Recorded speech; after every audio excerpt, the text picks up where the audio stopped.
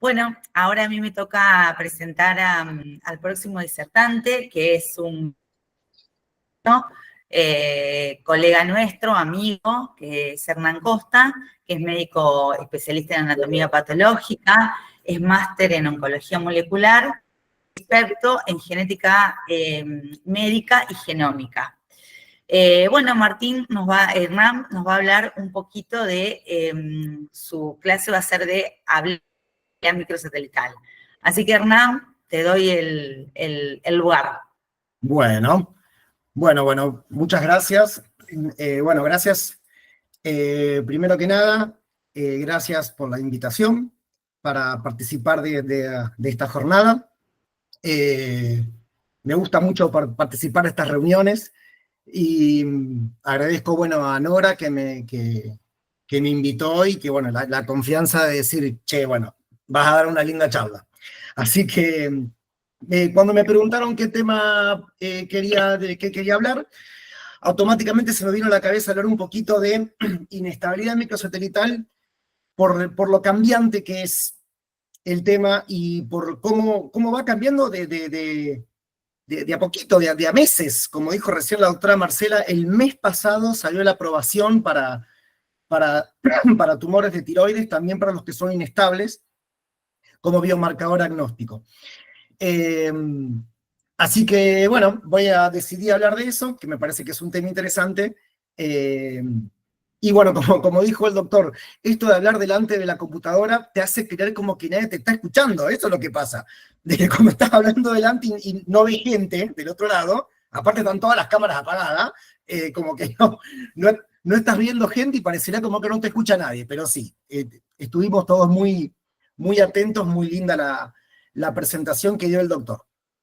Les voy a pedir que me confirmen si la presentación ven que cambia de pantalla y se mueve. Sí, Hernán, está perfecto. Bien, perfecto. Entonces, ahora sí voy a arrancar entonces. Para los que no me conocen, soy Hernán Costa, médico anatomopatólogo de acá de la ciudad de Santa Fe, y trabajo en un laboratorio de anatomía patológica privado de acá de la ciudad, el Laboratorio Bertoli, y también hago docencia en la Facultad de Medicina, por supuesto, enseñando anatomía patológica. Más o menos la pequeña agenda que tenía pactada para esta charla es primero volver a retomar los conceptos básicos que a veces se nos olvidan o que no los tenemos muy, muy presentes, porque yo siempre considero que volver al concepto original y al concepto básico es el que te permite entender la patología. Y si entendés la patología, entendés precisamente cómo intervenimos en esa patología, entendés por qué se usa tal fármaco, por qué tiene tal comportamiento o tal biología. Así que por eso vamos a empezar hablando de qué es la inestabilidad microsatelital. La utilidad, en esta parte me voy a detener un ratito para hablar más o menos cuáles son los alcances que tiene hoy la inestabilidad microsatelital como metodología diagnóstica, pronóstica, predictiva y agnóstica, por supuesto, pero me voy a detener quizás un poquito más en lo que es la metodología de estudio, que es quizá la parte que más nos cierran los patólogos y en las que tenemos que estar más atentos los patólogos respecto de qué metodología, qué tejidos y cómo disponemos de esa metodología y esos tejidos para estudiar inestabilidad. Y después una serie de preguntitas y conclusiones que yo también, en función de estos cambios y de cómo va creciendo día la inestabilidad, también tengo yo preguntas para ustedes, a ver, como para generar el debate y charlar un poquito respecto del tema. Así que empezamos hablando directamente de qué es la inestabilidad microsatelital como fenómeno biológico, independientemente del tumor en el que se geste, independientemente si es algo que puede ser hereditario o somático. Nos vamos a focalizar específicamente en qué es y cómo funciona. Entendemos a la inestabilidad como un fenómeno biológico que se produce porque hay déficits de las proteínas reparadoras del DNA, que son las encargadas de arreglar los errores de emparejamiento. que es lo que, o sea, cuando decimos errores de emparejamiento, es lo que en inglés se conoce como mismatch, y es lo que conocemos todos. La sigla que más nos hace familiar es la sigla mismatch, y tal vez no nos suena tanto el tema de errores de emparejamiento. De manera muy resumida, sabemos que nuestro DNA, si bien es una molécula muy estable, no significa que sea una molécula fuerte, sino que por el contrario, se puede dañar por una multiplicidad de factores, como la luz ultravioleta, errores replicativos, las especies reactivas del oxígeno, agentes alquilantes, reacciones espontáneas entre las bases que se anudan, hacen crosslinking, pueden pasar varios fenómenos que hacen que la molécula del ADN se rompa. O se rompa una base, o se rompa un nucleótido, o se rompa una única cadena, o se rompan las dos cadenas. Afortunadamente, y buenas noticias para nosotros, contamos con muchos sistemas reparadores del ADN. Y cada sistema de reparador va a funcionar en base a qué fue lo que ocurrió. O sea, dependiendo de cuál fue el motivo de la ruptura, va a existir un sistema que repare cada uno de esos errores que se van produciendo. Entonces, en nuestro ADN tenemos varios sistemas, lo vamos a dividir solamente en 4. Uno que es el de escisión el de nucleótidos, que arregla específicamente los daños de nucleótido, el de escisión de bases, que arregla específicamente bases, los sistemas de ruptura de doble cadena, de los cuales en estos sistemas de ruptura tenemos 2 formas de ruptura de doble cadena, por recombinación homóloga y por recombinación no homóloga, pero no me voy a detener ahí, sino porque el que nos interesa a nosotros, a los fines de esta presentación, es el sistema de reparación de errores de emparejamiento durante la replicación celular. Bien, ¿qué es el sistema MMR? ¿Cómo funciona este sistema y qué significa error de emparejamiento? Significa de que todas las células del cuerpo, cuando entran en fase S, o sea, cuando se produce la fase de síntesis de ADN para después dividir la célula en 2 células hijas, sabemos que la cadena de ADN se repliega, o sea, se abre la cadena de ADN, y sobre el molde, utilizando como plantilla la hebra original, se va a diseñar la nueva hebra de ADN. Y la forma de hacerlo es porque la DNA polimerasa, de las cuales contamos con varias, va colocando los nucleótidos enfrentados en la cadena de ADN naciente por complementariedad de bases. ¿Qué significa eso? Nosotros sabemos que solamente adenina puede emparejar con timina y citosina solo puede emparejar con guanina. Si eventualmente timina empareja con citosina, eso es un error de emparejamiento. Eso está mal. Eso no debe ocurrir. Entonces, ¿por qué pueden producirse errores de emparejamiento? Por varios motivos. El que más está explicado es por el déficit a veces de nucleótidos en el medio. Por falta de nucleótidos en el medio, entonces la polimerasa, hablando mal y pronto, agarra el primero que encuentra y lo empareja. Este error de emparejamiento despierta a una serie de proteínas que las que son más conocidas para nosotros, hay varias, pero para las que más conocemos es la MLH1, MSH2, MSH6 y PMS2. Más o menos, ¿cómo funciona este sistema? El sistema que reconoce el error realmente es el par MSH6 y es MSH2, y dependiendo del tipo de error de emparejamiento, porque hay 2 formas de error de emparejamiento, dependiendo del error de emparejamiento, MSH2 se va a unir o a MSH3 o a MSH6. Este es el sistema de reconocimiento. ¿Y qué hace este sistema de reconocimiento? Verdaderamente actúa como que fuesen broches. Actúan como ganchos. Se van a poner 2 pares de proteínas antes del error y van a clampear la cadena. Un par de proteínas que se van a poner delante del error y van a clampear la cadena. Al clampear la cadena, la RNA polimerasa, que sigue metiendo nucleótidos, se va a encontrar con el complejo MSH2 y MSH6 y va a frenar, porque no lo va a dejar pasar, porque la cadena está clampeada. Lo que va a hacer eso es activar a que se recluten las 2 proteínas más que faltan, que es la MLH1 y PMS2, que esas son las que directamente van a actuar junto con otras enzimas para cortar no solamente el nucleótido, para sacar un pedazo de la hebra que tiene el error de emparejamiento y volver a colocar la hebra como corresponde. Cualquier duda, cualquier pregunta, cualquier cosa, me avisan, abren los micrófonos, porque yo no estoy mirando el Meet, estoy mirando mi pantalla, así que cualquier duda, abren el micrófono, hablen, pregunten, si quieren que repita algo, yo no tengo ningún inconveniente. ¿Cómo venimos hasta ahora? Bien, Hernán, perfecto. Bien, bien, Bien. Hernán. Listo, buenísimo.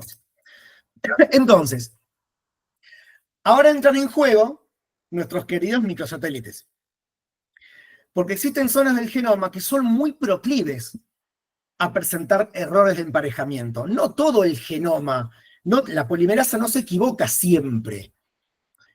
Vieron que yo les dije recién que una de las causas de error de emparejamiento era por falta de nucleótidos en el medio. Bueno, eso puede ocurrir justamente en los microsatélites. Porque los microsatélites son zonas repetidas del genoma. Son pequeñas repeticiones muy cortitas de nucleótidos que están dispersos por todo el genoma. Por ejemplo, acá como vemos en la imagen, tenemos un microsatélite que tiene la repetición CTA y esa repetición está 5 veces. Esa repetición se repite en tándem 5 veces. Ese es el tamaño total del microsatélite. Y fíjense que es CTA, CTA, CTA. O sea que la polimerasa necesita sí o sí reclutar los mismos nucleótidos para emparejar. Y a veces nos quedamos sin. Por eso puede ocurrir que se empareje con cualquier cosa, fundamentalmente en los microsatélites. Son las zonas más proclives a sufrir errores de emparejamiento, justamente porque la polimerasa necesita reclutar siempre los mismos nucleótidos para poder emparejar. Entonces, si empieza a haber déficit, si existe un déficit de estas proteínas, si estas proteínas encargadas de corregir los errores de emparejamiento no funcionan, por los motivos por los que sean, o porque no estén, o porque están mutadas, o porque están delecionadas, o porque están silenciadas, por los motivos por los que sea, si esas proteínas no están, no hay nadie que corrija esos errores de emparejamiento. Entonces empiezan a generarse un montón de mutaciones espontáneas, porque este fenómeno de que la polimerasa se equivoque y ponga un nucleótido que no corresponde, no es un fenómeno patológico, es un fenómeno que pasa siempre, en todas las células del cuerpo. Lo que pasa es que tenemos sistemas reparadores para que esos errores no lleguen a mayores. Si no tengo estas proteínas, no tengo quien repare esos errores de emparejamiento, la polimerasa pone los nucleótidos que puede y después, luego de la replicación celular, esos errores quedan fijos en el genoma. Y como estos errores de emparejamiento ocurren, como les dije recién, de manera natural y espontánea un montón de veces, el ADN de la célula empieza a adquirir una cantidad de errores por emparejamiento, con lo cual se establece lo que se denomina un fenotipo mutador. Hay muchas mutaciones en el genoma y el genoma se vuelve muy inestable. Y esta característica de la inestabilidad genómica es una de las características de los hallmarks del cáncer. O sea, es una de los potenciadores, es una de las cosas que hace que los tumores puedan crecer. La inestabilidad genómica, y en este caso puntual, la inestabilidad microsatelital, es un mecanismo carcinogénico en sí mismo. Ahora, ¿cuál es el problema? El problema está que, como yo les dije antes, los microsatélites están distribuidos por todo el genoma, en cualquier parte. El problema también está que esos microsatélites también pueden formar parte de la estructura de genes que codifican para proteínas. Y no cualquier proteína. Para genes que codifican para proteínas que tienen que ver con la apoptosis, que tienen que ver con el crecimiento celular, que tienen que ver con la supresión tumoral. O sea que en esta espontaneidad de errores que se producen por errores de replicación, esos errores pueden caer en la estructura de genes que tienen que ver con la apoptosis, con la sobrevida celular, con el crecimiento y con genes supresores tumorales. Los más afectados de estos genes suelen ser, por ejemplo, el gen supresor tumoral TGF-beta y el gen VAX, que es un gen anti-apoptótico, es un gen proapoptótico. Con lo cual, otra nota importante para tener en cuenta es que la pérdida de las proteínas MMR o mismatch repair, las proteínas de errores de emparejamiento, produce una replicación errónea de los microsatélites en genes importantes, que tienen que ver con la sobrevida celular. Bien, esto como introducción, como fenómeno biológico, como explicar qué es la inestabilidad. ¿Se entendió hasta acá? ¿Alguna pregunta? ¿Algo que quieran que diga otra vez? ¿O prosigo? Yo mientras tanto me tomo un mate. Perfecto, Hernán. Bien. Buenísimo. Entonces, Hay una pregunta de Federico Forni. dale.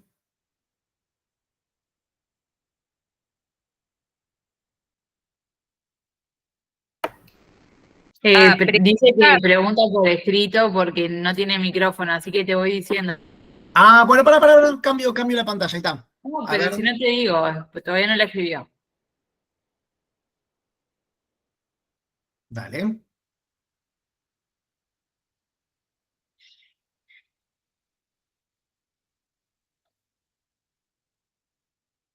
Pregunta nomás, Fede.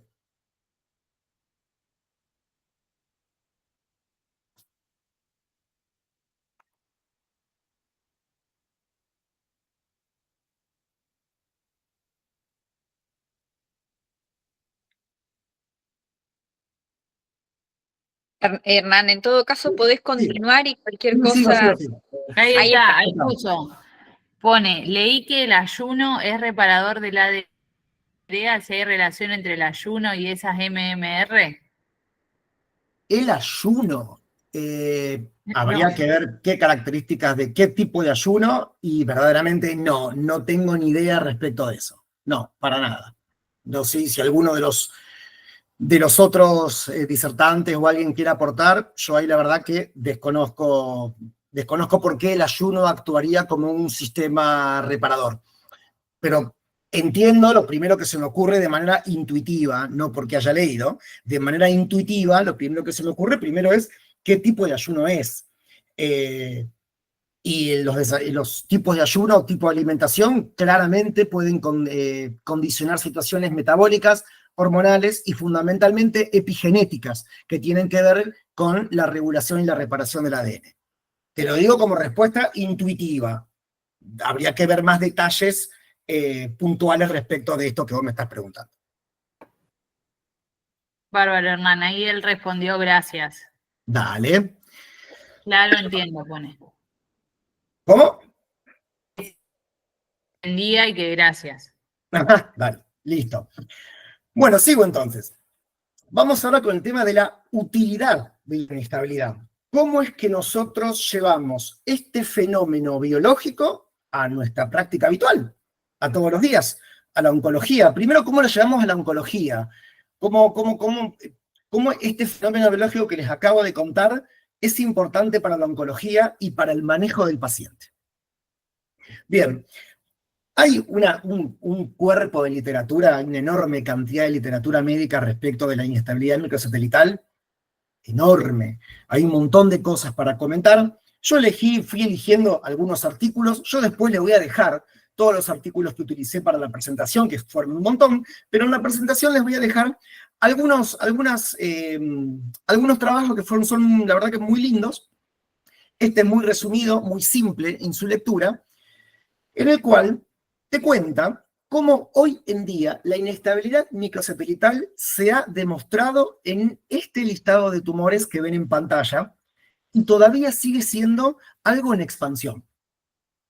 Todos conocemos la inestabilidad en colon y en endometrio. Es en donde a todos nos hace familiar, a la oncología se les hace familiar, a los patólogos se nos hace familiar, pero de a poquito la inestabilidad se fue metiendo en el diagnóstico anatomopatológico, en el diagnóstico molecular y en el manejo clínico de los pacientes, no solamente de colon y de endometrio, sino que en los tumores gástricos, en carcinoma mamario, en próstata, en colangiocarcinoma, en carcinoma de tiroides, como dijo recién en la presentación anterior el doctor, en los adenocarcinomas de páncreas, en leucemias, en vejiga, en ovario, y de a poquito va encontrando su lugar en la práctica oncológica.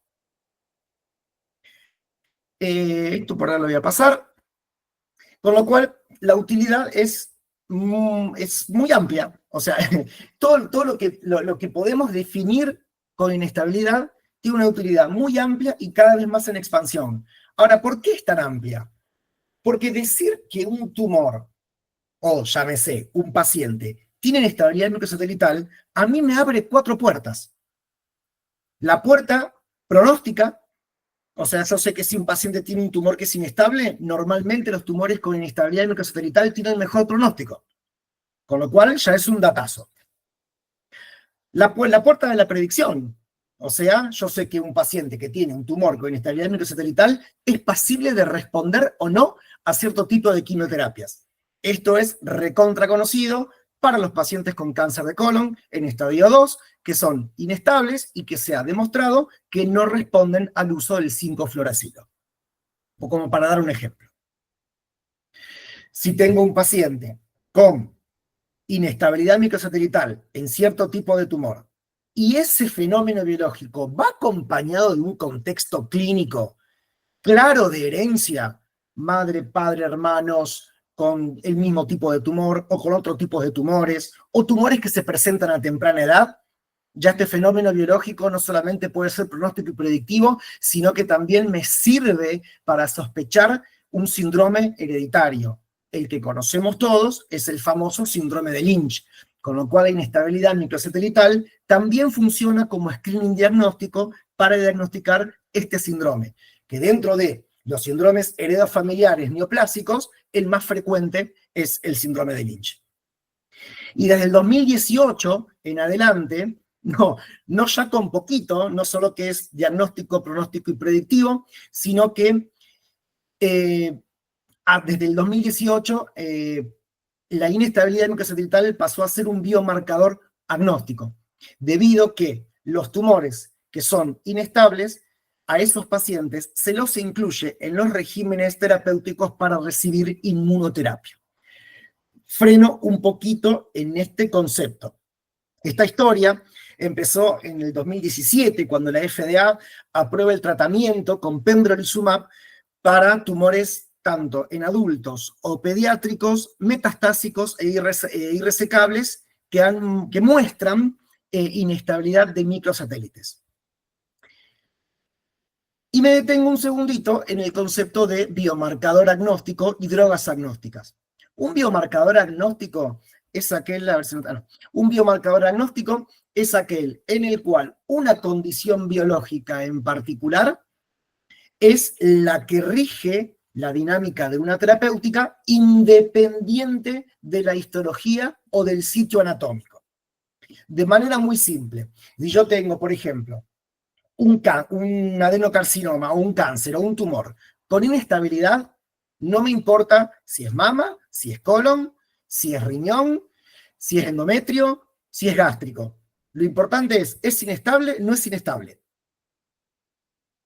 Es algo sumamente profundo lo que estoy diciendo, porque capta radicalmente la forma en la que encaramos la oncología y la anatomía patológica. Tradicionalmente el diagnóstico de un tumor, de un cáncer, es por anatomía patológica, y ahora, si bien el diagnóstico sigue siendo importante, la intención del biomarcador agnóstico es que ese diagnóstico anatomopatológico ya no tenga tanto peso para definir un tratamiento, sino que lo que va a definir un tratamiento es su característica molecular. Y si un tumor tiene inestabilidad microsatelital, es un biomarcador independiente del tipo de tumor y del sitio anatómico.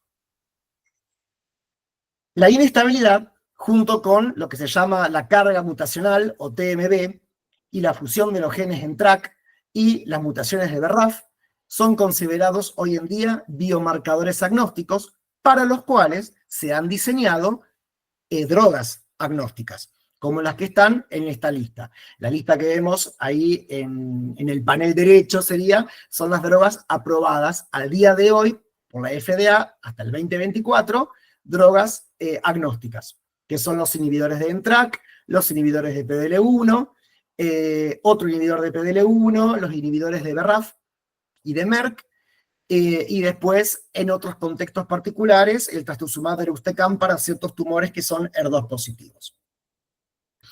Bien, con lo cual, otra nota para llegar a casa es, y otro dato importante de esta presentación, es que nos quede el concepto entonces que la inestabilidad microsatelital es un biomarcador diagnóstico, pronóstico, predictivo y agnóstico.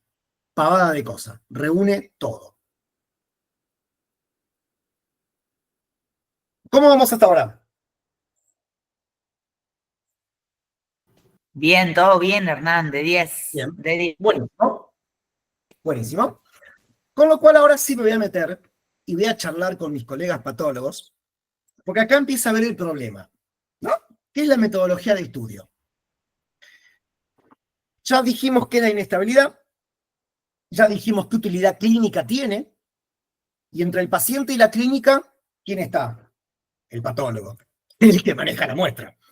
Entonces, ¿cómo estudiamos la inestabilidad? ¿Qué sabemos de cómo se estudia? ¿Cómo la vamos a estudiar? Y acá tenemos que tener algo muy presente, es qué metodología tenemos disponible y qué es lo que específicamente queremos buscar. Entonces, ¿tenemos metodologías para estudiar inestabilidad? Sí, como de haber metodologías, hay un montón de formas de evaluar inestabilidad. Pero nos vamos a quedar con las tres que tienen aplicabilidad clínica. Uno es la que todos queremos, es la que todos nos gusta. Es la búsqueda de las proteínas mismatch repair, las 4 proteínas MMR, a través de técnicas de inmunohistoquímica. Es la que nos gusta a todos, es la más barata, es la que está más disponible y es la que reconocen las obras sociales a veces. Por otro lado, también podemos estudiar la inestabilidad a través de lo que se llama el análisis de fragmento, o sea, hacer una amplificación por PCR y análisis de los fragmentos microsatelitales. Esa es otra metodología. Y la otra metodología que está encontrando de a poco su lugar, ya lo tiene, pero lo va encontrando de a poco su lugar, es la secuenciación masiva, es hacer NGS. Y acá lo importante es tener en cuenta, porque yo tengo 3 metodologías, entonces digo, bueno, ¿y cómo elijo? ¿Cuál es la más importante? ¿Hay una mejor que la otra? Bueno, cada metodología tiene lo suyo. Cada metodología tiene lo suyo. Pero siempre tenemos que tener presente qué es lo que queremos buscar. Acá, en el primer ejemplo, la inmunohistoquímica. La inmunohistoquímica lo que hace es buscar la proteína. Es un tipo de ensayo, es un in situ assay, o sea, significa que es un ensayo en el cual no es necesario destruir todo el tejido, sino que el ensayo se produce sobre el tejido. Y lo que me permite buscar es la proteína. De manera muy simple, ¿la proteína está o la proteína no está? No me permite saber cuál es el motivo por el cual no está. El motivo no me lo dice, pero sí me puede decir si la proteína está o la proteína no está. O sea, que la inmunohistoquímica lo que busca es la causa de la inestabilidad. Yo les había dicho que hay inestabilidad si hay déficit de las proteínas, con lo cual la inmunohistoquímica busca el déficit de la proteína, busca la causa. El análisis de fragmento, por el contrario, busca la consecuencia. O sea, busca la consecuencia del problema. Si el déficit de proteínas me causa inestabilidad, significa que la consecuencia del déficit es la inestabilidad. Con lo cual la PCR me busca la consecuencia. Me busca verdaderamente, agarra segmentos del genoma, microsatélites consenso, esto está pactado a nivel mundial, hay varias regiones consenso que todos los laboratorios estudian para inestabilidad, se estudian siempre los mismos microsatélites y se evalúa la longitud del fragmento. Y se hace un análisis de una amplificación por PCR y análisis del fragmento. Este estudio me permite decir, sí, es inestable, pero no me permite decir por qué. Yo sé que es inestable, pero no sé si es por pérdida de MLH1, MLH2, MSH6, no lo sé. Eso me lo va a mostrar la inmunistoquímica, a lo sumo. Y por último, el NGS tiene esta maravilla, que el NGS lo que hace es, en un mismo ensayo, buscarme las dos cosas. Con el NGS yo puedo buscar tanto el problema, la causa, la mutación de lesión o pérdida de una de las proteínas reparadoras del MMR, y al mismo tiempo el NGS, al hacer una secuenciación del genoma, me permite también saber si estas mutaciones que podrían llegar a estar potencialmente presentes van asociadas o no a la presencia de fragmentos microsatelitales irregulares. O sea que con un mismo ensayo yo puedo hacer las dos cosas. Otro mensaje importante para llevarse a casa entonces es tener en cuenta que la inmunistoquímica busca la causa del problema. La PCR busca la consecuencia del problema, que es la inestabilidad en sí misma, y el NGS tiene la posibilidad de buscar en un mismo ensayo las dos cosas. ¿Y cuál es mejor ahora? Y ahí está el problema, y acá es cuando nos empezamos a agarrar de los pelos, me llama Marcela López y me dice, no, pero hay que hacerle NGS, no, pero vamos a hacer una PCR, no, y los patólogos terminamos todos en el medio, porque tenemos que tener en cuenta de cada metodología cuáles son los pros y cuáles son los contras. ¿En todo se puede usar inmunistoquímica? Y ojalá sí, ojalá pudiéramos que sí. ¿En todo se puede usar NGS? Y no, todavía no. ¿En todo se puede usar PCR? Y potencialmente sí. Habría que ver qué tipo de tumor es. Entonces, parte de lo que les quiero también dejar con esta charla es que nosotros como patólogos empecemos a estar atentos cuando nos recibamos una muestra de inestabilidad, empezar a estar atentos de qué tipo de muestra recibo y cuál es la mejor metodología para eso.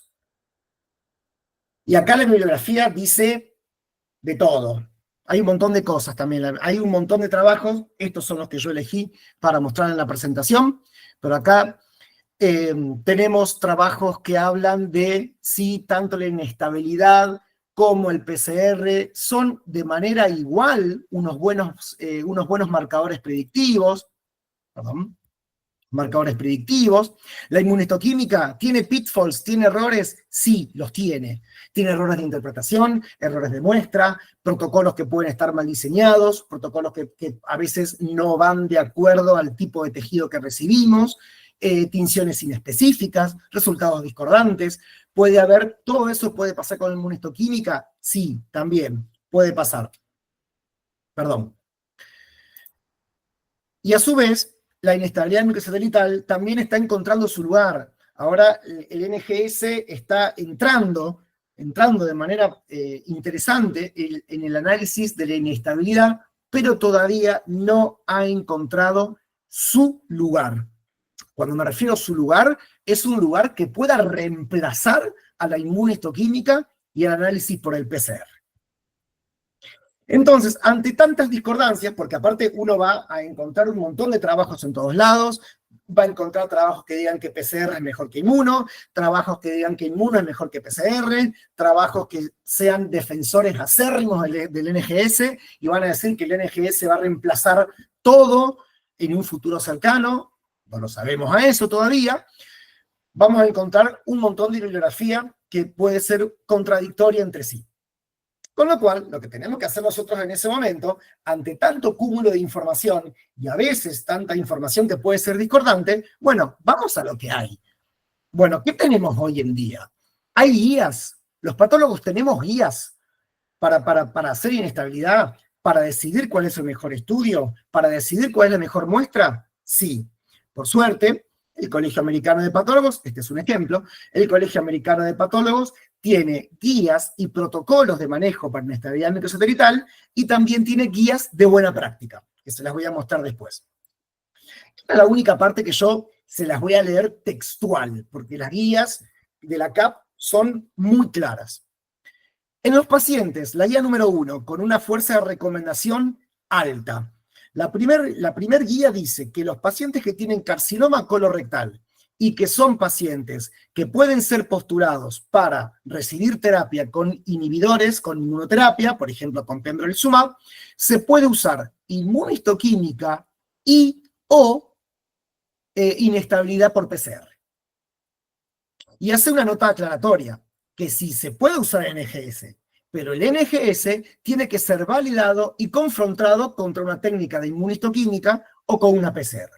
O sea, de que si hace NGS, tiene que tener en la mano la inmuno, tiene que tener en la mano la PCR y que tiene que haber discordancia. Perdón, tiene que haber equivalencia. Para tumores de la unión gastroesofágica de intestino delgado, en los cuales también se considera el uso de estas terapias de inmunoterapia, también se puede utilizar inmunohistoquímica o PCR. Y siendo la PCR por encima de la NGS. O sea que acá la NGS todavía no estaría validada para estos tumores, te la dejo un poquito de costado. Y para otros pacientes en los cuales se investigue inestabilidad y se considere el uso de inmunoterapia, se debería usar inmunistoquímica. Y esto está por encima de la PCR y de la NGS. Las guías son bastante claras. Después vamos a discutir, podemos estar de acuerdo o no.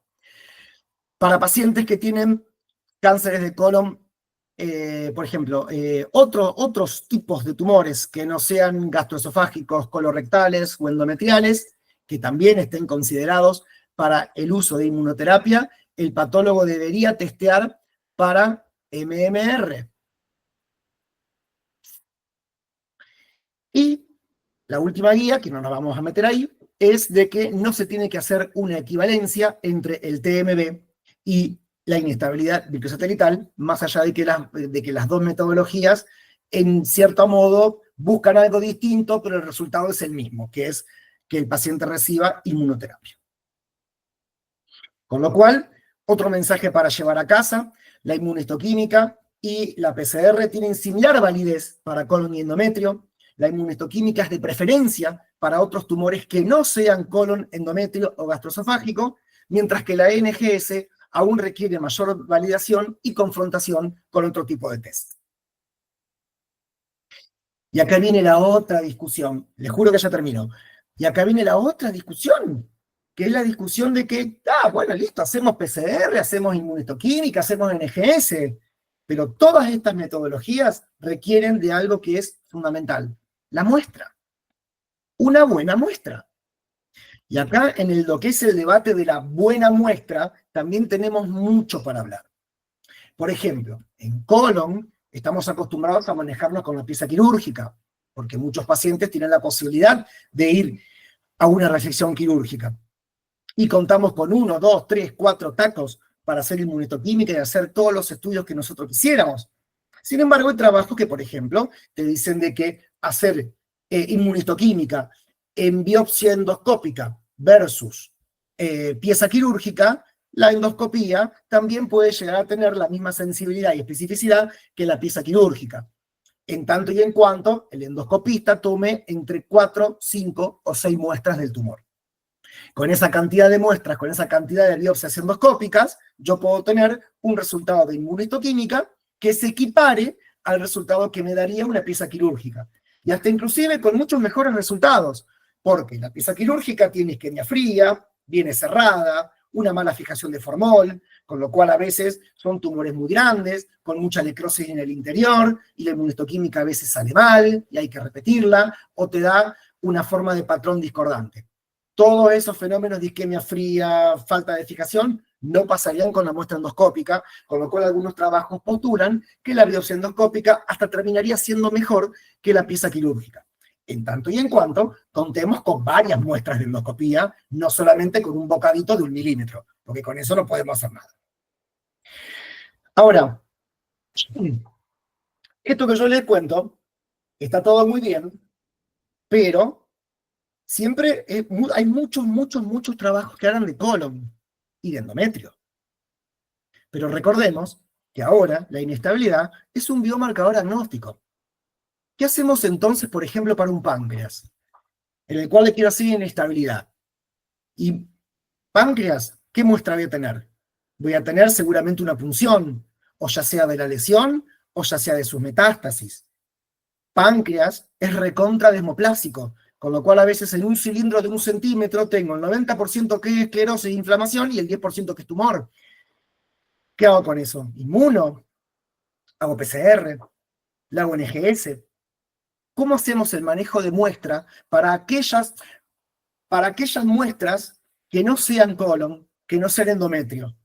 ¿Hay guías para eso? ¿Hay protocolos para eso? Y todavía no. Estamos medio cortos con eso. Entonces, los patólogos, cuando nos encontramos en esta disyuntiva de pieza quirúrgica o endoscopía, materiales de punción, ¿cómo manejo tumores que no sean de colon o que no sean de endometrio? Ah, mira, me acabo de dar cuenta que repetí 2 veces la misma cosa. Bueno, no importa. Y variables preanalíticas, que es fundamental, es con lo que luchamos los patólogos todos los días en nuestro laboratorio. Las variables preanalíticas, la buena fijación, la buena muestra, el buen formol bufereado, el buen tiempo de conservación, el no hacer tacos con una sobrefijación y tampoco tacos crudos que estén mal fijados. Y una vez que tenemos todo eso resuelto, ¿con qué técnica evaluamos todas estas disquisiciones? Entonces, si bien no hay muchas guías, no hay muchos protocolos de acción órgano por órgano, cómo manejamos inestabilidad para páncreas, cómo manejamos inestabilidad para próstata, cómo manejamos inestabilidad para vejiga. No hay protocolos específicos de manejo de muestra y de selección de técnica para tumores que no sean colon y que no sean endometrio. Hay muy poco. Con lo cual, en este caso, la CAP lo que hace no es sacar protocolos de trabajo, sino guías de buena práctica, que no es lo mismo. Una guía de buena práctica, ¿qué significa? Bueno, esto lo vamos a hacer porque está bien hacerlo, pero no tiene sustento científico, no tiene evidencia científica, sino de que es una buena práctica. Y propone guías de buena práctica para cuando tenemos resultados discordantes, por ejemplo, que yo tengo una inestabilidad, una inmunohistoquímica con las 4 proteínas proficientes y que después la PCR me dé que es inestable. Entonces, es un resultado discordante. ¿Qué hacemos en esa circunstancia? Bueno, las guías de buena práctica lo que dicen es de que si de los resultados discordantes uno te da ahí para inestable, se toma ese. ¿Por qué? Porque la guía de buena práctica dice que no vamos a dejar que un paciente no reciba una inmunoterapia porque hay uno de los testeos que te dio que no es inestable. Se toma el que te dio inestable y con ese resultado al paciente se lo pone como candidato para recibir inmunoterapia. Guía de buena práctica para resultado indeterminado. ¿Qué hacemos cuando la muestra no está buena, cuando la inmuno no nos da, cuando los controles internos fallan, cuando no tenemos disponibilidad de material? ¿Qué hacemos para un resultado indeterminado? Por ejemplo, tengo un PMC2, que es un anticuerpo bastante problemático. Me gustaría saber, por ejemplo, después en el debate con el resto de mis colegas patólogos, si tienen el mismo problema que tenemos nosotros. El PMC2 es un anticuerpo complicado, que a veces en muestras pequeñas es difícil de interpretar. O porque te da con mucho citoplasma, porque te da con fondo. ¿Y ahí qué haces con el resultado indeterminado? Bueno, la guía de buena práctica lo que dice es, bueno, o probá con otra metodología, ahí sí se podría decir, no, esto, la inmunohistoquímica a mí no me sirve, vamos a hacer una PCR, o vamos a hacer otra cosa, buscar otro taco, repetir la muestra en otro material, o cambiar de metodología. Y después, guía de buena práctica para la pérdida subclonal, cuando yo tengo esos pequeños tumores que fehacientemente tienen, que son proficientes y que tienen una parte del tumor que claramente es deficiente. Por ejemplo, tengo una inmunohistoquímica en el cual tengo un 50% del tumor MLH1 positivo y una delimitación marcada, perfecta y concreta de que hay una parte del tumor que es francamente negativa o deficiente con controles internos correctísimos. Bueno, ¿qué hacemos ahí? Bueno, ahí también aplicaría hacer otra metodología, como por ejemplo una PCR específica del área que es deficiente, porque podríamos estar hablando de una subclonalidad y de una probable mala progresión. y acá me pongo firme con esto, que fíjense todo lo que yo les vengo contando. Tipo de muestra, es punción, es quirúrgica, variables preanalíticas, es un colon, es un endometrio, es un páncreas. Bueno, acá el que tiene que empezar a tomar las decisiones, me parece que quizá la persona que está mejor entrenada para tomar las decisiones de qué tipo de muestra maneja y qué metodología elegir para la inestabilidad es el médico patólogo. Me parece que los patólogos en este lugar tenemos que ponernos nosotros, y si alguien viene y te dice, no, hacer un NGS, ponerte en el lugar de decir, no, NGS para esto no aplica, porque la muestra es esta, porque las posibilidades son estas. Entonces, ser nosotros los que decidimos el manejo de la muestra, el tipo de muestra y qué metodología vamos a usar. Me parece que acá el rol del patólogo es clave y hay que darle el lugar que corresponde. ¿Cómo vamos hasta ahora? Y ya con esto los dejo, con lo último ya los dejo. Bien, Hernán, va todo bien. Bien, buenísimo. Entonces con esto terminamos. Y ahora voy a ser yo el que le va a preguntar a ustedes. ¿Qué experiencia tienen ustedes con la evaluación de inestabilidad microsatelital? Colegas patólogos, ¿a ustedes los oncólogos les están pidiendo, o los médicos genetistas, les están pidiendo inestabilidad para otros tumores que no sean colon, que no sean endometrio? ¿Cómo manejan las muestras pequeñas? ¿Cómo van encontrando el manejo con esto? Y médicos oncólogos o genetistas se comunican con sus médicos patólogos y les dicen, che, mirá, tengo una muestra de tal paciente que tiene tal cosa, que tiene tal otra, hay que hacer una inestabilidad, ¿cómo lo podemos hacer? Se comunican, lo charlan. Ahí me parece que acá, no solamente que el patólogo puede ser el que tome las decisiones, pero el patólogo no trabaja solo. El equipo interdisciplinario siempre es importante. El oncólogo, el patólogo, el médico genetista, el cirujano o el que toma la muestra, tiene que también estar al tanto de esto, y los patólogos también tenemos que hacer un poco de educación con este tema. Esas son las preguntas que les dejo para la discusión, pero antes de terminar, les dejo los take-home messages, los mensajes que nos vamos a llevar a casa de esta disertación. Habíamos dicho entonces que existen distintos sistemas de reparación del ADN, por las distintas formas de daño que pueden ocurrir. Los microsatélites son proclives a esos errores de emparejamiento. El déficit de las MMR nos lleva a una mayor predisposición de mutaciones espontáneas y fundamentalmente en el cuerpo de genes importantes que tienen que ver con la replicación y apoptosis y muerte celular.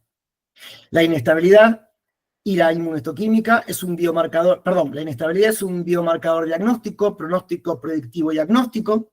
La inmunohistoquímica evalúa la causa, la PCR la consecuencia y la NGS ambas. La inmunohistoquímica y la PCR tienen similar validez para colon y endometrio. La inmunohistoquímica es preferente para otros tumores que no sean esto, mientras que la NGS requiere mayor validación y confrontación con otro tipo de test. Y vuelvo a insistir en que el rol del patólogo en el manejo de la muestra y la técnica de elección y de elegir cuál es la mejor estrategia. No tengo más nada para contarles el día de hoy y ahora yo los escucho a ustedes. Muchísimas gracias por escuchar.